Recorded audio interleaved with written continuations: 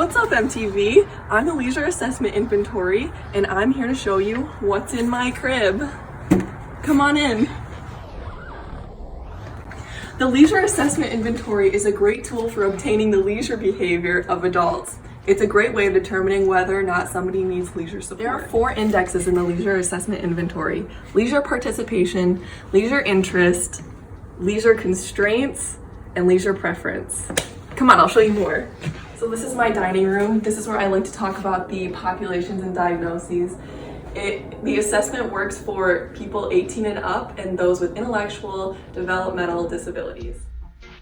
This is my kitchen. This is where I like to talk about validity and reliability. Hawkins, the creator of the assessment, confirmed its validity, and in terms of reliability, leisure participation and leisure interest have higher reliability than leisure preference and leisure constraints. But that could just be due to different life events that change throughout the year.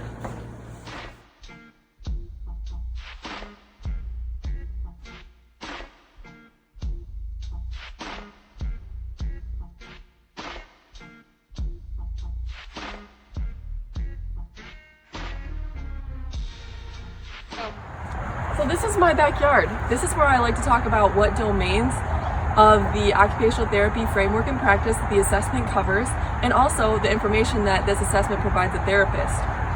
It covers occupations like leisure in the domain, and also under context and environments, it provides us with information about internal and external barriers to leisure. The information that this test provides the therapist is detailed information on the leisure activities that these individuals enjoy, the degree of interest in those activities, and then also internal and external barriers to participation in those activities. Come on, let's go somewhere else. This is my living room. This is where I like to talk about administration time, the supplies, and also the administration of the test. So first off, the administration takes about 45 minutes. The supplies you'll need are 50 to 53 cards that show different leisure activities like basketball or bowling. You'll need the forms for recording the responses, and also the Leisure Assessment Inventory Manual. So come on over and I'll show you how the administration works. So first, the participant is shown a card with an activity on it, such as basketball. They're asked whether they participate in that activity. If the answer is yes, the administrator probes them with more questions, and this is recorded as the Leisure Participation Index. Then they're asked, would you like to do this more? If they answer yes, this is the Leisure Preference Index. Then we go back up to the top. If they answered no to this question, come this way. And then they're asked, why don't you do this activity, and would you participate if it weren't for barriers? And if they answer yes, this is the Leisure Interest Index. The participant is then shown 1 to 3 cards with activities on them that they did not participate in but showed interest in. They're then asked to choose between phrases like not enough money or no transportation to explain why they did not participate. And this is recorded as the Leisure Constraint Index. Come on, now I'll show you guys the upstairs.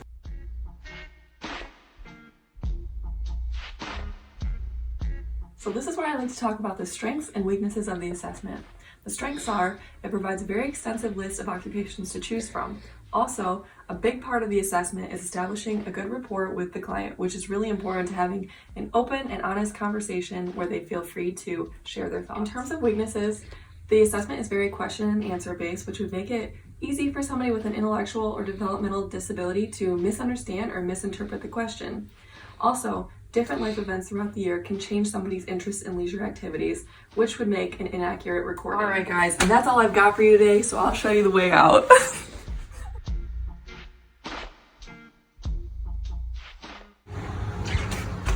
See you later, guys. I've got people to assess.